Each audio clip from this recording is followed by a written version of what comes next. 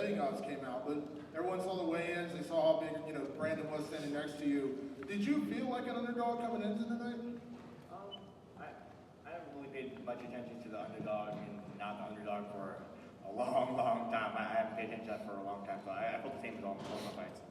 Obviously, you've been a champion, so I know that's going to rank, highest in your career. But where would you say this win is, considering you took this fight on short notice, you bumped up a weight class? I mean, there were a lot of things that could have potentially been against you in this fight. I don't think anyone would have said it was a terrible loss had you lost the fight. So where does this rank in terms of your career? I really can't overemphasize, guys.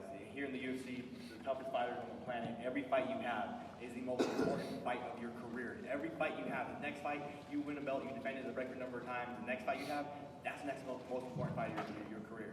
That's how it is for all of us here on the stage. This one is top up there for the best fight of my life because it's the one I just won. And after the fight, you said a certain Canadian, obviously everyone knows you were talking about Rory McDonald. He kind of joked on Twitter, I don't know if anyone told you, but he said that, every welterweight's calling him out, now I got lightweights calling me out. I assume you were very serious, and if the UFC offered you that fight, you would definitely step in. Is that something you'd be interested in? If Mr. White offered right now, I would jump all over that. That's for sure. But McDonald, he's tough as heck. I'd be in for a handful right there. Dana, is there any... McDonald has a fight right now. And what's that fight? Can we know now? Or...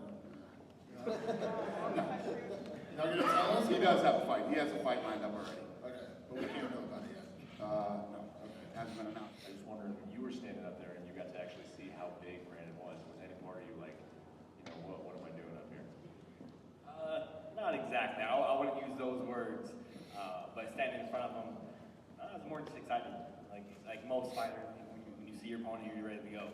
Sometimes they're taller than you, sometimes they're shorter than you, sometimes they're wider than you, sometimes they're skinnier than you. It is what it is.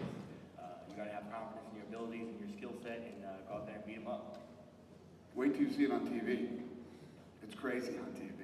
How much bigger it is. It's great. So, disappointing now that you know that Rory has a fight and it's apparently not you.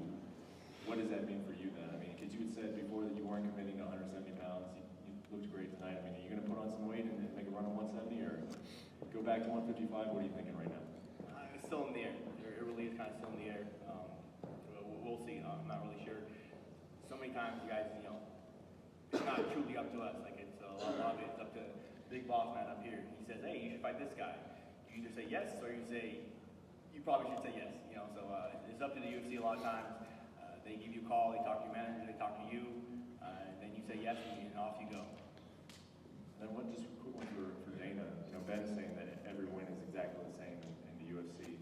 What did you think of his performance tonight? Because immediately, a lot of people are saying this was his top fight ever. Without a doubt. He looked unbelievable against a tough, big guy.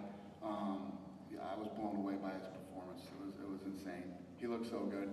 Me, I'm not a big fan of small guys moving up to bigger weight classes, but how can you deny him after what he did tonight? I mean, he looked unbelievable tonight.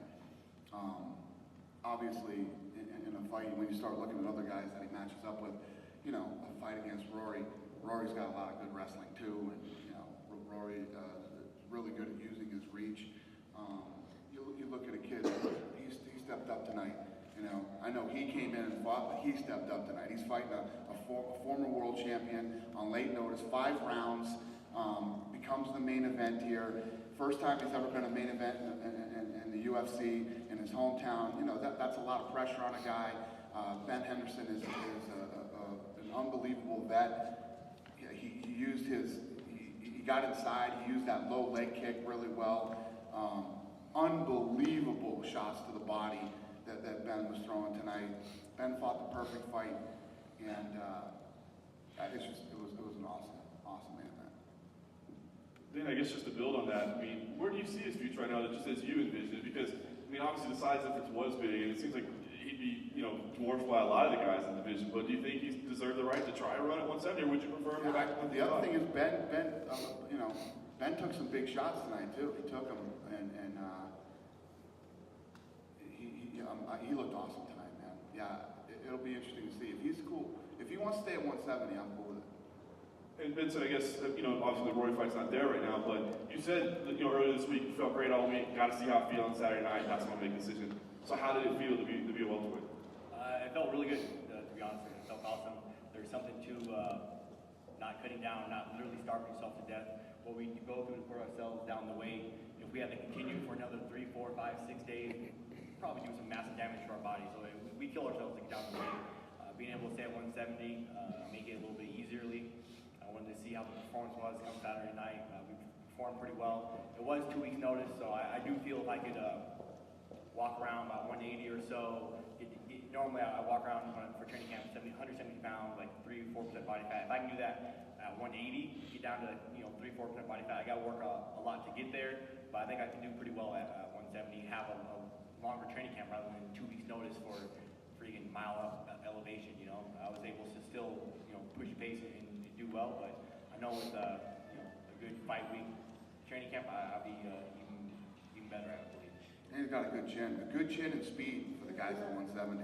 Do you want to stay this active? Because it seemed like that activity has really helped you, kind of keep your pace, and you look really loose and just kind of like you were really strong out there tonight. I definitely prefer, like most fighters up there, to stay active, stay busy. We put a lot of work in the gym, we train our butts off, so it's nice to have that outlet to shine. And it's like, oh guys, I've been working this for the past 6 months. Watch this, I can do this. Watch this. This is really cool. So I want to stay busy. I want to stay active.